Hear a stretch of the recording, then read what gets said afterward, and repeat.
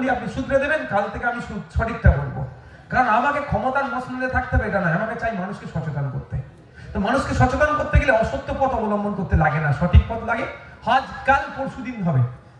আজকে দেখুন দার্জিলিং এর ছেলেরা আইএসএফ করতে চাইছে, কালিম্পং এর ছেলেরা, দিনাজপুরের ছেলেরা, আলিপুরদুয়ারের ছেলেরা। 2021 তো ছিল না, ওখান থেকে লোকেরা সব দলে দলে আসছে, আইএসএফ করছে। নিশ্চিতভাবে সঠিক পথে আছি বলে তো। সঠিক পথে থাকলে একদিন না একদিন আমার জয় হবে। আপনি দর্জির কাজ করেন, বলুন 2011 সালের আগে যতটা মেহনত করতেন, যে ইনকাম হতো, মমতা ব্যানার্জি শাসন আমলে আসলে সেই পরিমাণ মেহনত করে কি ইনকাম হচ্ছে? কেউ বলতে পারবে না হচ্ছে। বরঞ্চ আজকের ডেটে বেশি মেহনত করছে, ইনকাম কম হচ্ছে। এবার ইনকাম বাড়ানোর দায়িত্ব কার? সরকারের। এই ইনকাম যাতে আরো বাড়ে একটা পলিসি নিয়ে এসেছিল বিগত সরকার, নবান্নটাকে পাইলট প্রজেক্ট হিসাবে।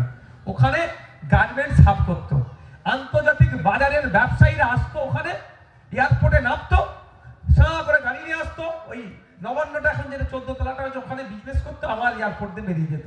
তাহলে আপনার এখানে মালটা আমেরিকায় চলে যেত, ইউরোপে চলে যেত, রাশিয়াতে যেত, অস্ট্রেলিয়াতে যেত, জাপানে যেত, জার্মানে যেত। যখনই বিদেশে যাবে, বিদেশের মার্কেটে বেচা কেনা কি আছে? ডলার।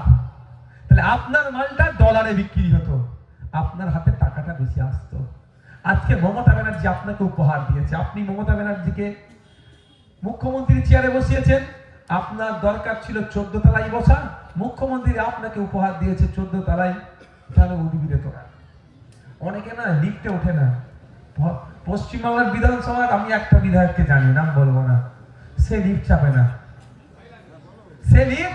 চাপে না, তার ভয় থাকতে পারে। এটাই তো মমতা ব্যানার্জি বুঝেছে। এত দর্জি ভাইরা কারণ যদি ভয় লাগে 14 তলায় লিফট করে উঠবে, আর না লিফটে হলে সিঁড়িতে উঠতে হবে, এত কষ্ট হয়ে যাবে, তোরা ফুটপাতেই বসে থাক। উপহার দিয়েছে আপনাকে, আপনি মুখ্যমন্ত্রীর চেয়ার উপহার দিয়েছেন, আপনাকে উপহার দিচ্ছে ফুটপাত। তো আপনাকে ডিসাইড করতে হবে আগামী দিনে আপনার ওই সেলাই করা মালটা যেটা সেলাই করছেন, ওটা সঠিক মূল্য পাবেন, মজুরি পাবেন কি পাবেন না, এটা ডিসাইড করে কে? শ্রমমন্ত্রী। আর আপনার লজ্জা থাকা দরকার। আমি আপনাদের এই ভাষাই বলে যাচ্ছি, আপনি আপনার কষ্টের মজুরি পাচ্ছেন না, দোষটাও আপনার। 2021 সালে আপনি না ভোট দিলে তৃণমূলের পক্ষ থেকে শ্রমমন্ত্রী তৈরি হতো না। আপনার ভোট পাওয়ার পরে তৃণমূলের নেতাকে জিতালেন, সে 1.5 লক্ষ টাকা আপনি তার মাইনের ব্যবস্থা করে দিচ্ছেন, আর আপনি আপনার শ্রমের সঠিক মূল্যায়ন হচ্ছে না। যদি আপনার শ্রমের সঠিক মূল্যায়ন চান, সঠিক যদি মজুরি চান, তাহলে আগামী দিনে আপনাকে দায়িত্ব নিয়ে নতুন একটা শ্রমমন্ত্রী তৈরি করতে হবে, যে শ্রমমন্ত্রীর কাজ হবে যে সঠিক শ্রমের মূল্যায়ন করবে। আপনি শ্রমমন্ত্রী তৈরি করেছেন ভোট দিয়ে, তো আপনাকে উপহার দিচ্ছে। কিন্তু আপনি তৈরি করলেন, ওনার মাস গেলে 1.5 লাখ টাকার ব্যবস্থা আপনারা করে দিয়েছেন। একটা মন্ত্রীর মাইনে 1.5 লাখ টাকা, আর বিধায়কের মাইনে 1,21,000 টাকা। জেনে রেখো, হ্যাঁ, আমারও 1,21,000 টাকা। ফোন করেছেন জন্য আমাকে মাসে 5,000 টাকা দেয়। কিন্তু আনলিমিটেড 1 বছরের রিচার্জ কত? 4,000 টাকা মতো। ভাবতে পেরেছেন তার মানে কত কি ফ্যাসিলিটি পাচ্ছে?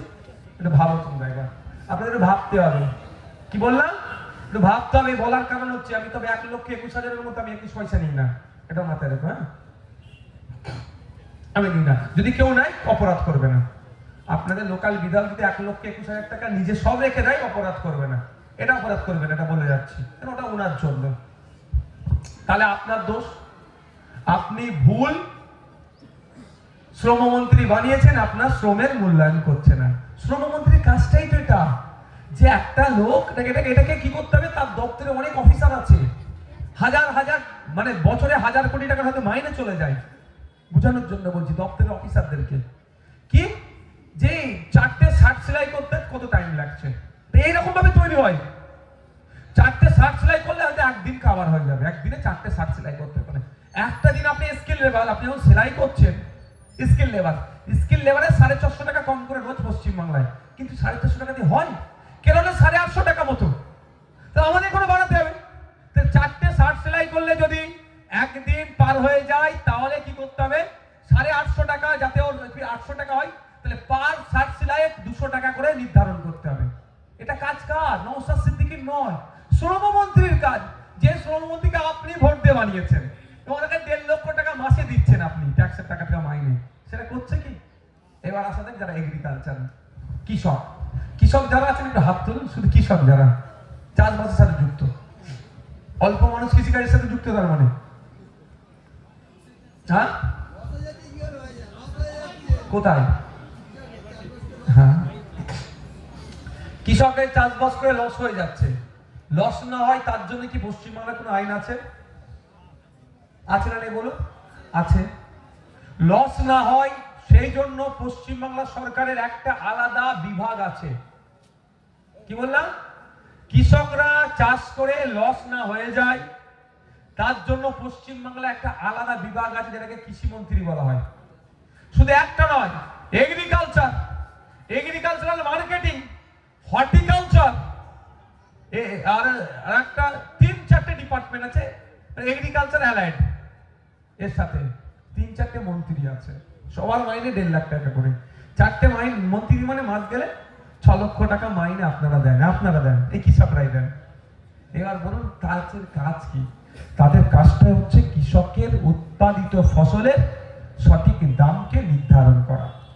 কৃষক যেন তার উৎপাদিত ফসলের সঠিক দাম পায়, লসে না রান করে, এটা তাদের কাজ। কৃষকদের ভালো থাকা, কৃষকদের পাশে থাকা, কৃষকদেরকে আপলিফমেন্ট করার জন্যই একটা মন্ত্রী, একটা না একাধিক মন্ত্রী আছে। ডাইরেক্ট এগ্রিকালচার মিনিস্টার আছে, এগ্রিকালচার মার্কেটিং মিনিস্টার আছে, হর্টিকালচার মিনিস্টার আছে, ফুড প্রসেসিং ইন্ডাস্ট্রি মিনিস্টার আছে। বুঝতে পারছেন? এই ধরনের সেক্টর আলাদা আলাদা আছে। আপনি বলুন তাহলে আপনার মন্ত্রী আপনার পাশে আছে? যদি আপনার মন্ত্রী সঠিকভাবে আপনার কাজ করতো তাহলে এই কথা ভেসে আসতো না যে লসে রান করতে হচ্ছে। লসে না রান হয় তার জন্য 2004 সালে একটা কমিশন তৈরি হয়েছিল। আপনারা শুনছেন না ছেড়ে দেবো ভাই? এনার্জি আছে তো? আমার কিন্তু কষ্ট হচ্ছে, সিরিয়াস বলছি। আল্লাহ, নাকটা করে জানা গেছে। 2004 সালে না একটা কমিশন তৈরি হয়েছিল, স্বামীনাথন কমিশন। স্বামীনাথন কমিশন তৈরি হয়েছিল কৃষকদের আর্থসামাজিকভাবে আপলিফমেন্ট করার জন্য। সেই স্বামীনাথন কমিশনের কিছু সুপারিশ ছিল, 5টা দফায় সুপারিশ পেশ করেছিল 2002 থেকে 2006। সেখানে বলা হয় যে সুপারিশের মধ্যে একটা গুরুত্বপূর্ণ সুপারিশ, একটা ফর্মুলা বলেছিল, C+2 ইন্টু 50%। এটা হচ্ছে একটা ফর্মুলা। সেই ফর্মুলাটা কি আপনি বলছি? আপনাদের এখানে বেশি চাষ কি হয়? চাষবাস রে ভাই, মান বলুন কি সবজি হয়? কফি, একটা সবজির নাম মানে উদাহরণ দেওয়ার জন্য বলছি। ফুলকপি ধরছি, একটা কপি তৈরি করতে বাজারে নিয়ে যাওয়ার আগে পর্যন্ত কত টাকা আপনাদের খরচ হয় আপনারা জানেন? কৃষকরা জানেন? কোনো জায়গায় 3.5 টাকা, কোনো জায়গায় 3 টাকা, কোনো জায়গায় 4 টাকা, কোনো জায়গায় 5 টাকা খরচ হয়। আমি আপনাদের বলে দিচ্ছি, এটা নিয়ে যথেষ্টই পড়াশোনা করেছি, পড়াশোনা করেই বলছি। মুফতি সাহেবরা যদি ফতোয়া দেয় বলবেন অস্বস্তি কিন্তু পড়াশোনা করে এটা বলেছে। ফতোয়া তো হড়হড়ি, দেখ পড়াশোনা করে বলতে। একটা সবজি চাষ করতে ফুলকপি যদি তৈরি হতে 3.5 টাকা খরচ হচ্ছে, সেই ফুলকপিটা আপনি মার্কেটে যে ক টাকা বিক্রি করতে পারছেন বলেন?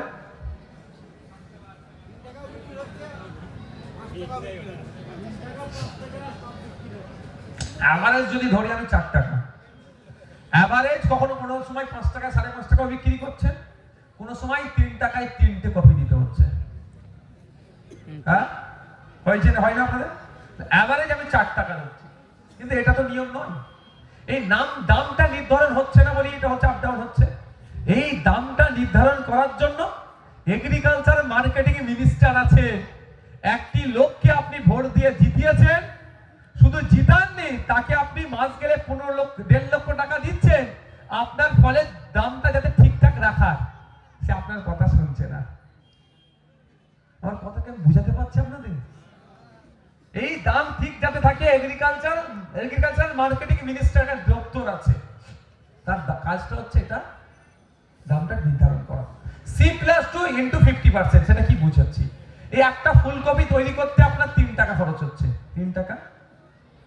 আর আপনি সময় দিয়েছেন, মেহনত করেছেন 3 টাকা, তাহলে কত হলো? 6 টাকা ইন্টু 50%, কত দাঁড়াচ্ছে? 9 টাকা আসছে তো কম করে। আমি সহজে বলছি, উৎপাদিত ফসলের 3 গুণ দাম দিতে হবে, স্বামীনাথন কমিশনের। সহজে বলছি, এত ফর্মুলাতে গেলে মাথার উপর দিয়ে যাবে, আমারও উপর দিয়ে যাচ্ছিল প্রথমে। দেখা যাক, উৎপাদিত ফসলের 3 গুণ দাম দিতে হবে, এটা কে বলছে? স্বামীনাথন কমিশন। কি কি 3 গুণ? একটা হচ্ছে দাম, যেটা খরচ হচ্ছে, যে টাকা খরচ হচ্ছে তার সেম টাকা মেহনতে আমরা যাচ্ছে। কারণ আপনি কৃষক, আপনার তো সময়ের একটা দাম আছে, আপনার মাঠে যাচ্ছেন, সেই সময়ের দাম দিতে হবে না? আপনি 3 টাকা খরচ করছেন, 3 টাকার মেহনত আর 3 টাকা লাভ, তাহলে একটা ফুলকপি 9 টাকায় বিক্রি করতে হবে।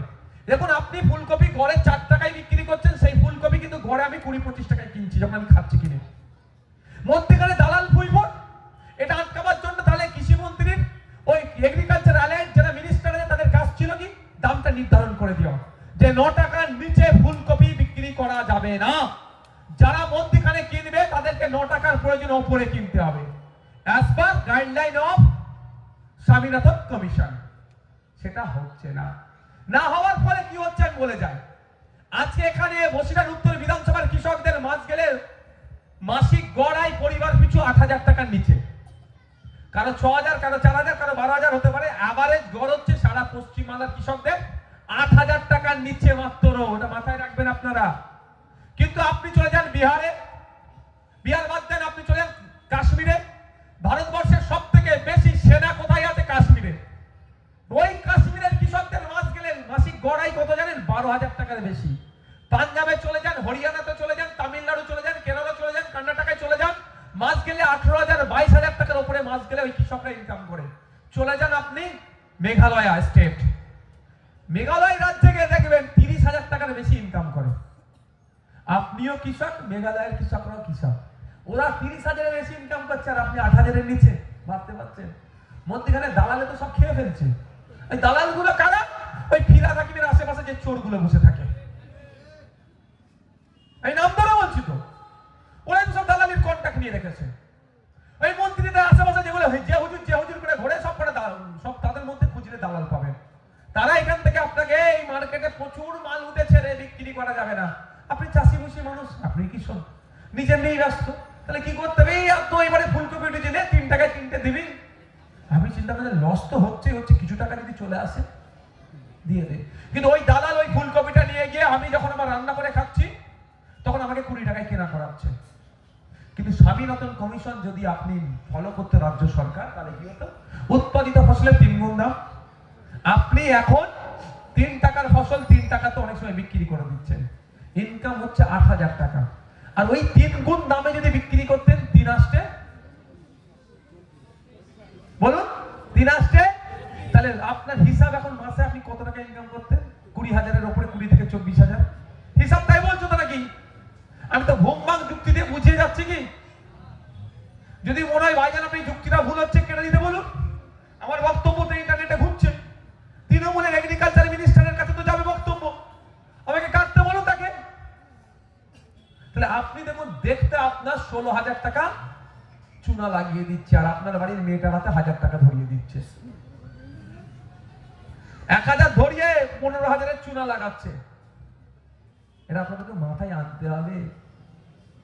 যারা বিধবা ভাতা, বার্ধক্য ভাতা, আপনার বাড়িটা ভেঙে যাচ্ছে, পানি হলে পানি পড়ছে, তার আপনার বাড়ি দিতে গেলে 20,000 টাকা দিতে হবে, নাহলে বাড়ি পাবে না। সে আপনার বাড়ির মেয়েটাকে মাস গেলে 1,000 টাকা কি করে দিচ্ছে? কি কারণে দিচ্ছে? বুঝতে পারছেন কি বলছি? তো আপনারা যদি সুযোগ দেন, আগামী দিনে এগ্রিকালচার মিনিস্টার বানানোর আমাদেরকে, আমি কথা দিয়ে যাচ্ছি, স্বামীনাথন কমিশনের সুপারিশগুলো বাস্তবায়ন করব। কৃষকদেরকে আর্থসামাজিকভাবে ইমপ্লিমেন্ট করার দায়িত্ব মন্ত্রী খাতে তুলে নেবে। এটা আপনারা ডিসাইড করবেন। ভাইয়ানদের সুযোগ দেওয়া দরকার আছে না নেই, আপনাদের হাতে সেটা ছেড়ে দিয়ে চলে গেলাম। আমি তো জোর করে আর বলতে পারি না যে কি বলে এটা আপনার, যে ভাইয়ান আপনি এই, আমি তো বলতে পারি না যে আমি, আচ্ছা আমি পীরের ঘরের ছেলে, আমাকে ভোট দেয় কথা কোনোদিন আমি বলেছি স্টেজ থেকে? ধর্ম নিয়ে রাজনীতি করেছি কোনোদিন বলেছি যে আমি মুসলমানের ঘরের ছেলে, সব মুসলমান আমাকে ভোট দাও? কোনোদিন বলেছি? মুসলিম ভাই ভাই এই স্লোগান আমি কোনোদিন তুলেছি? তাহলে আমাদের নামে বরঞ্চ ওরা মিথ্যাচার করে, আমরা নাকি ধর্ম নিয়ে রাজনীতি করি। বরঞ্চ আমি বারবার বলি ধর্ম নিয়ে যারা রাজনীতি করছে তাদের কাছ থেকে দূরে থাকবে। আমার পরিচয় মাথায় টুপি মুখে দাঁড়িয়ে, আমার জায়গায় কেউ যদি গেরুয়া বসন পরে আসে অসুবিধে কোথায়? ন্যায়ের কথা বলবে, নিরপেক্ষভাবে কথা বলবে, তাকে আমরা গ্রহণ করবো। আমাদের সাথে যুক্তি তর্কে পেরে উঠতে পারছেন না, তাই আমাদের সাথে নামে মিথ্যাচার করছে। আমি অনুরোধ করব, কাকে কান নিয়ে চলে গেছে বলে কাকের দিকে তাকাবার দরকার নেই। নিজের কানে হাত দিয়ে দেখুন, আর এখন নিজের অবস্থানটা দেখুন, কোথায় ছিলাম আর কোথায় এখন এসেছি। শেষ একটা কথা বলে এখানে বিদায় নেব। বাড়ির বাচ্চাগুলোকে কিন্তু আপনারা উচ্চশিক্ষায় শিক্ষিত করবেন। একবেলা খেতে পাবেন না, খাবেন না, প্রয়োজনে রোজা রাখবেন, বাচ্চাগুলোকে উচ্চশিক্ষায় শিক্ষিত করবেন। অন্যথায় এখন যে সমস্যার সম্মুখীন হচ্ছি, এসআইআর এর ফর্ম ফিল আপ করে ফর্ম ফিল আপের জন্য দর বেদর হয়ে ঘুরিনি আমরা, কোনো খারাপ লাগছে তো? আমিও তো রাত দিন জেগে ফর্ম ফিল আপ করেছি, কিন্তু কেন করতে হলো? কেন করতে হলো আপনি একটু ভাবুন। আপনাকে আজকে যে এই সমস্যার সম্মুখীন হতে হলো, কালকে আপনার ছেলেও ওই সমস্যার সম্মুখীন হোক, এটা আমরা নিশ্চিতভাবে চাই না। তাহলে আমার ছেলের যদি আগামী দিনে কোনো ফর্ম ফিল আপ করতে হয়, আমার ছেলে না কারো কাছে যায় এই প্রতিজ্ঞাবদ্ধ আমাদেরকে নিতে হবে। আমার ছেলের কাছে যেন অন্য কেউ আসে ফর্ম ফিল আপ করতে, তার দায়িত্ব আমার ছেলেকে তৈরি করতে হবে সে ধরনের, অর্থাৎ আমার ছেলেকে আমি উচ্চ শিক্ষায় শিক্ষিত করব। এটা আপনাদের করতে হবে। আচ্ছা, এনআরসি সিএ করে নাকি করে নাকি দেশ থেকে তাড়িয়ে দেবে বলেছিল, ভয় পেয়ে গেছিলাম। সিএ আইনটা কেউ পড়েছিলাম আমরা? কোন আইনের কত নম্বর প্যারাতে লেখা আছে বলুন তো, সিএ করে মুসলমানদের দেশ থেকে তাড়িয়ে দেবে? কিন্তু আপনাকে আমাকে কি বলেছিল বলুন, কি বলেছিল? দেশ থেকে তাড়িয়ে দেবে। যদি আমি আইনটা পড়ে নিতাম, ভয় পেতাম না। আমি কি তখন ভয় পেয়েছিলাম? তখনও বলেছি ভয় পাবেন না। এসআইআর করে নাকি দেশ থেকে তাড়িয়ে দেয়। এসআইআর এর সাথে দেশের কানুন নাগরিকত্বের কোনো নাই। এসআইআর এর সাথে নাগরিকত্বের কোনো অ্যাটাচমেন্ট নাই এখনো পর্যন্ত, যতটুকু আমি দেখতে পাচ্ছি। তাহলে কি বলছে? এসআইআর এর নাম না উঠে নাকি বাংলাদেশে তাড়িয়ে দেবে। বোকা বোকা কথা নয়। 2002 এর এসআইআর এ অনেকের নাম কাটা গিয়েছিল, তাদের আবার 2003 এর নাম উঠেছে। আবার এখন বলুন এসআইআর এ যাদের নাম আসেনি তাদের ফর্ম ফিল আপ করে জমা দিতে বলছে তো? বলছে কি বলছে না ভাই?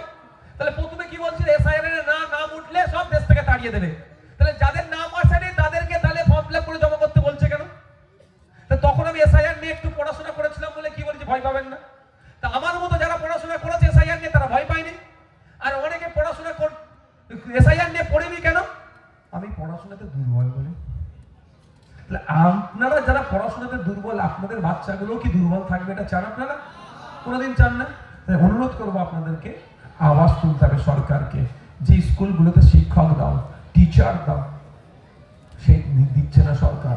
গ্রাম বোর্ড দেবে, ফিস্টি করার টাকা দেবে, মদ খাওয়ার টাকা দেবে, স্কুলের টিচার আনার কথা বলে বলবে দেখছি।